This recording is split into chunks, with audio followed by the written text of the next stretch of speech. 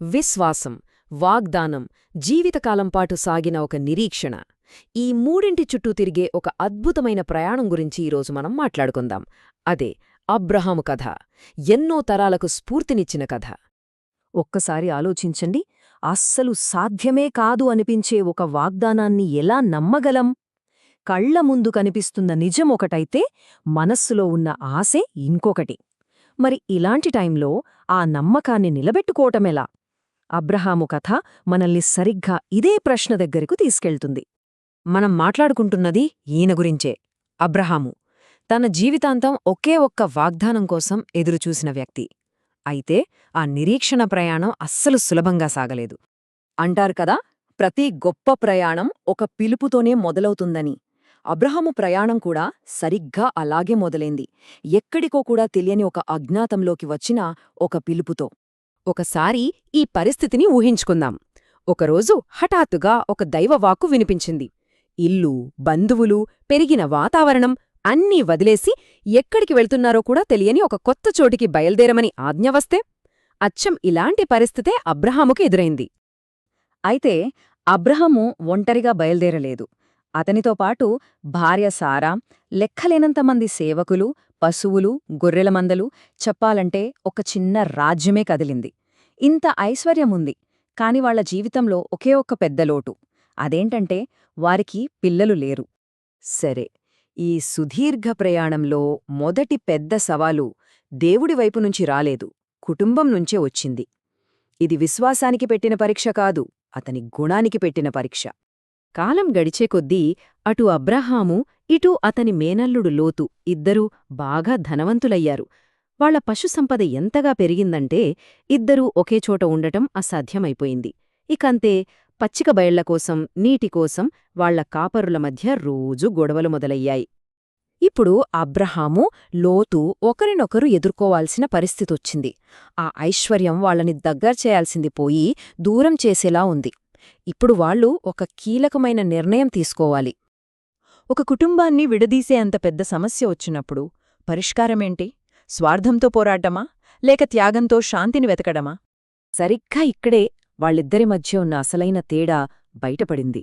అబ్రహాము పెద్దవాడు, మొదటి హక్కు తనకే ఉంది. అయినా శాంతి కోసం త్యాగం చేశాడు.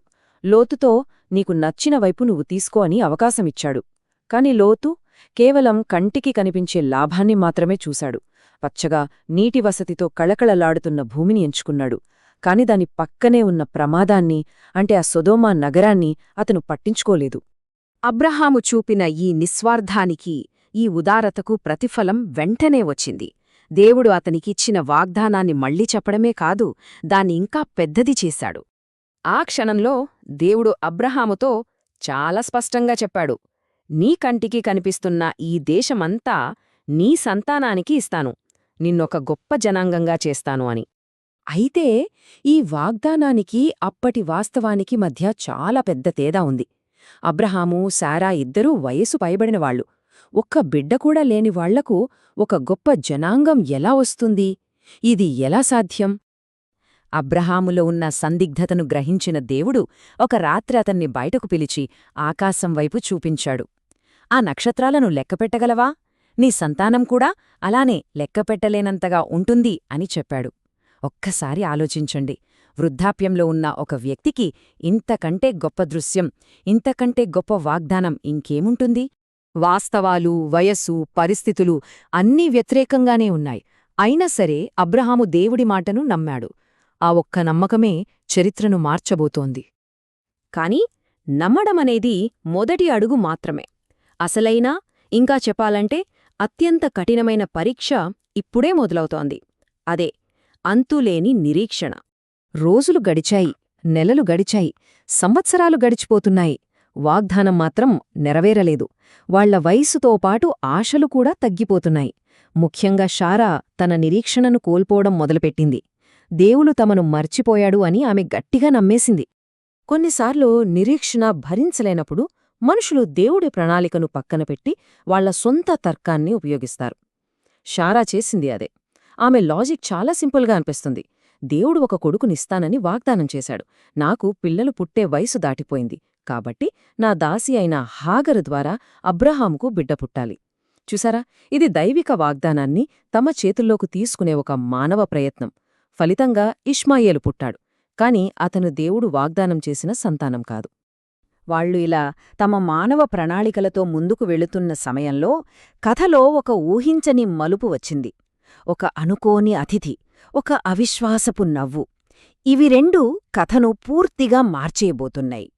ఒకరోజు మధ్యాహ్నం మంచి ఎండగా ఉన్నప్పుడు ముగ్గురు అపరిచితులు అబ్రాహాము గుడారం దగ్గరకు రావడం కనిపించింది. ఆ రోజుల్లో అపరిచితులు అంటే ప్రమాదం కూడా కావచ్చు. అయినా అబ్రహాము వెంటనే వాళ్ల దగ్గరకు పరుగెత్తుకెళ్లి ఎంతో గౌరవంగా ఆహ్వానించి వాళ్లకు గొప్ప ఆతిథ్యమిచ్చాడు. అతని మంచి గుణం ఇక్కడ మరోసారి బయటపడింది. అలా ఆతిథ్యమిస్తున్న సమయంలో ఆ వచ్చిన వాళ్లలో ఒకరు ఆయనే ప్రభువని అబ్రహాము తర్వాత గ్రహించాడు. ఒక అద్భుతమైన, చాలా నిర్దిష్టమైన ప్రకటన చేశారు. ఏంటంటే, సరిగ్గా వచ్చే ఏడాది ఇదే సమయానికి శారాకు ఒక కొడుకు పుడతాడు. దశాబ్దాల నిరీక్షణ తర్వాత ఇప్పుడు ఒక ఖచ్చితమైన సమయం చెప్పబడింది. గుడారం లోపలినుంచి ఈ మాటలు విన్న సారా నవ్వింది. కాని అది సంతోషంతో వచ్చిన నవ్వు కాదు. దశాబ్దాలపాటు మోసిన నిరాశ, ఎండిపోయిన ఆశలనుంచి పుట్టిన ఒక వ్యంగ్యపు, అవిశ్వాసపు నవ్వది. ఆ నవ్వు వినగానే ఆ సందర్శకుడు సూటిగా అడిగాడు, శారా ఎందుకు నవ్వింది? దేవునికి అసాధ్యమైనది ఏదైనా ఉందా? ఆ ప్రశ్నతో అక్కడి వాతావరణం ఒక్కసారిగా మారిపోయింది. మానవ సందేహం దైవిక శక్తిని ఎదుర్కొన్న క్షణమదు. భయంతో వణికిపోయిన శారా నేను నవ్వలేదు అని అబద్ధం చెప్పేసింది. కాని తను ఎవరితో మాట్లాడుతుందో పాపం ఆమెకింకా పూర్తిగా అర్థం కాలేదు. శారా నవ్వులో మనందరి ప్రతిబింబం కనిపిస్తుంది. ఇది మనల్ని ఒక లోతైన ప్రశ్న దగ్గర నిలబెడుతుంది. అసలు నిజమైన విశ్వాసమంటే ఏంటి? ఎటువంటి సందేహాలు లేకుండా ఉండటమా? లేక మనసులో ఎన్నో సందేహాలు, భయాలు ఉన్నప్పటికీ వాటన్నింటినీ దాటుకుని నమ్మడానికి ధైర్యం చేయడమా? ఇది ఆలోచించాల్సిన విషయం.